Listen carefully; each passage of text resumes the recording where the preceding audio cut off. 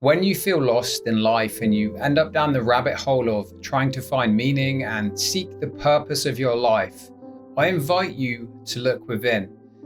I feel like we live in a world where we are told by other people, we're bombarded on social media, people's opinions, ideas from the TV, the news, the media, school teachers, and even people in our lives. They will tell you what you should be doing and what you need to be doing or what's good for you. And it's so easy to feel confused because of all of that noise that gets stuck in our mind. But what I've come to realize in my own journey is that purpose doesn't need to be this thing that's out in the future or that's outside of yourself. You can find purpose within yourself, within your day-to-day life, and it's a lot closer than you think. It can be as straightforward as following what you feel inspired to follow. You may set some goals in specific areas of your life. You may develop a passion and an interest that you naturally feel drawn to take.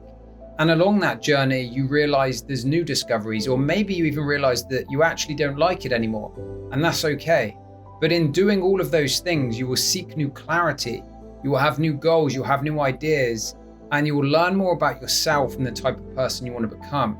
So what if your purpose isn't this thing that's outside of you, and then it's just in being the best version of yourself and self-actualizing and following the things that you feel inspired to follow? Sometimes I feel like we spend too much time trying to think our way out of situations or trying to think our way forward, but we actually need to take some action. I'll share an example in my life, and hopefully in doing so, it will give you some insights or maybe some clarity on your own life and things that you're interested in to see if you can reflect or relate in any way. In the past, when I was maybe 16, 17, 18, if you can imagine a younger version of me, I was a shy young man, I lacked a lot of confidence, and one of my biggest pains back then was to change that.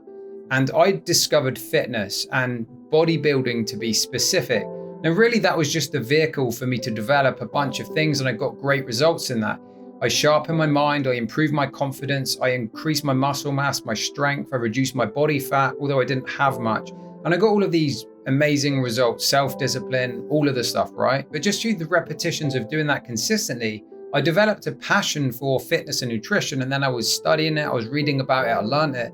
And this actually opened up an opportunity for me to start a career in fitness and personal training.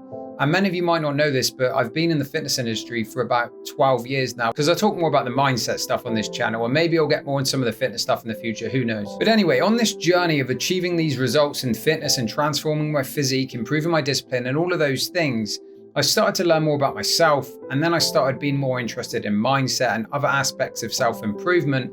And then what I realized was my desire to change was I was thinking that this thing in fitness and changing my body would change how I felt about myself. You know, it's like the saying goes, when I have more money, then I'll be happy. When I have X, Y, Z, then I'll be happy. In my case, when I have the physique, then I'm going to be happy. And to some degree, it was true. And I did increase my happiness and my confidence.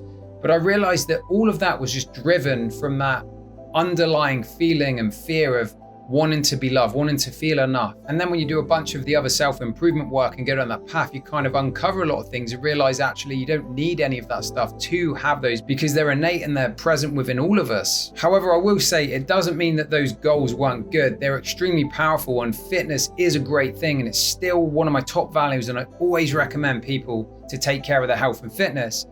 The only thing I would say is initially, which I speak to a lot of my clients about, is think of the why. Like, why do you want to do this? What's it going to do for your life in 10 years, in 20 years from now? What's the reason behind it? Because I think that's more important in the long run. And so on this journey that evolved more into the mindfulness and the wellness and even spirituality, what I realized is that I was kind of seeing some patterns in the fitness industry and things that I didn't like. And maybe it was things I didn't like in myself about the reasons behind doing certain things. And I almost sort of disconnected a little bit, not from my clients, I still help them, but my own training and stuff changed quite a lot. I still worked out, I still took care of myself.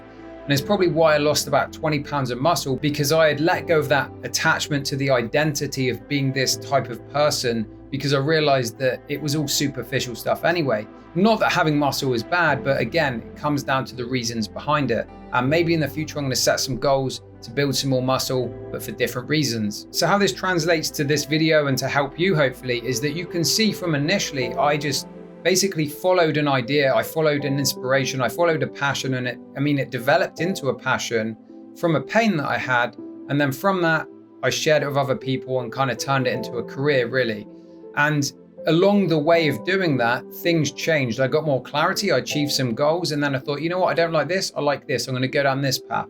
And so how this comes back to is that whatever you decide to do today, tomorrow, next week, whatever action you can take, you can find meaning and purpose in it.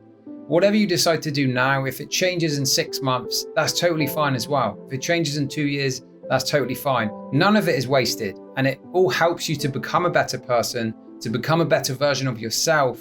And in doing so, all of the people in your life are going to benefit from that. Maybe you can consider things such as what inspires you, or what would you love to do? Spend some time to reflect on this.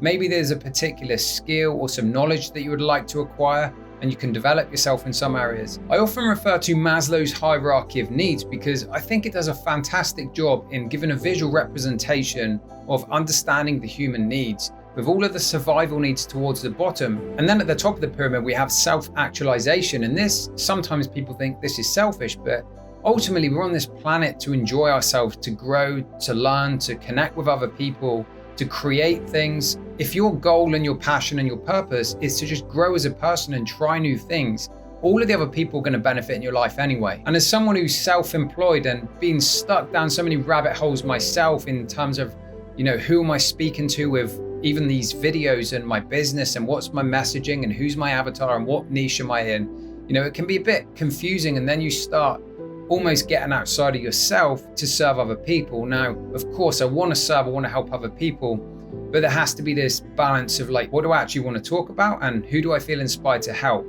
And I really like what Dan Koe has shared in some of his videos that I've been watching, where he talks about this idea of being the one person business and you are your niche. And in this case, what I'm talking about, because it's not business specific, is you are your purpose. Your purpose is within you. It doesn't have to be this thing right out in the future. It doesn't have to be this big, overcomplicated thing, this massive Elon Musk kind of vision. Although if you have something like that, that's great. So I guess really the message in this video is that your purpose is a lot closer than you think.